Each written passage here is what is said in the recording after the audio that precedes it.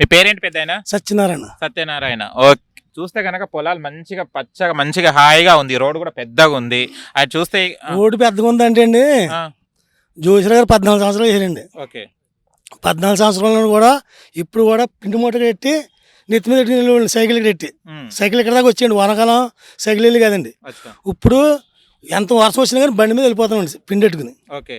మొత్తం చేలోకి ఓకే. అక్కడి నుంచి పట్టిపోతాం. ఈ సింపుల్గా ఉంటుందండి. ఇంత ముందు మాత్రం చాలా ఇబ్బంది పడిపోయామండి. ఈ రోడ్ ఎవరు వేసారు మళ్ళీ? తోట తిరుమల గారు వేసారండి. ఓకే. తోట తిరుమతులు గారు వేసారు. ఓకే. మీరు వెళ్ళి కలవడం జరిగిందా మీ రైతులందరూ? రైతులందరూ వెళ్ళామండి. వెళ్ళి కదా ఇలా ఉందండి బాబు ఇబ్బంది, వానాకాలం బాగా ఇబ్బంది అయిపోతుంది, మూటలెట్టుకెళ్ళిపోతున్నాం అంటే నేను పాపం అందరు కలిసి చెప్తే పాపం చేయడండి, అతను చేయడండి. చేసేసారు. మళ్ళీ ఇప్పుడు ఎలక్షన్స్ వస్తున్నాయి కదా, మళ్ళీ ఎవరిని గెలిపిస్తారు మళ్ళీ ఇక్కడ మండపేటలో?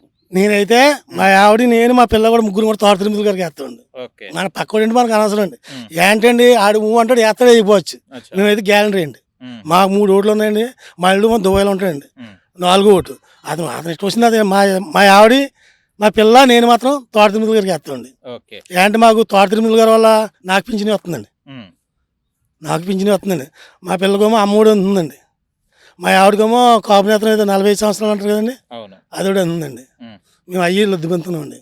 ఇప్పుడున్న ప్రభుత్వమే మీరు పథకాలు కూడా పొందుతున్నామండి. ఓకే. చాలా వరకు కొన్ని దగ్గర విన్నాను, అప్పట్లో ఈ కౌలు చేసుకోవడానికి కూడా భయపడే వాళ్ళు, కౌలు కూడా చేసుకోకునే వాళ్ళు అన్నారు. కరెక్ట్ అండి. అది ఎందుకు అప్పుడు ఏమైంది? ఏంటంటే ఇప్పుడు పిండెట్టుకు వెళ్ళాలంటే ఇక్కడ నుంచి మోసెట్టుకెళ్ళాలి. అక్కడ ఉన్న చూడండి చెట్లు. అవును. ఇది శివర్లో ఉన్నాయి గొప్ప చెట్లు. ఆడ మోసుకెళ్ళండి, ఎలా మోసుకెళ్తాండి పిండి?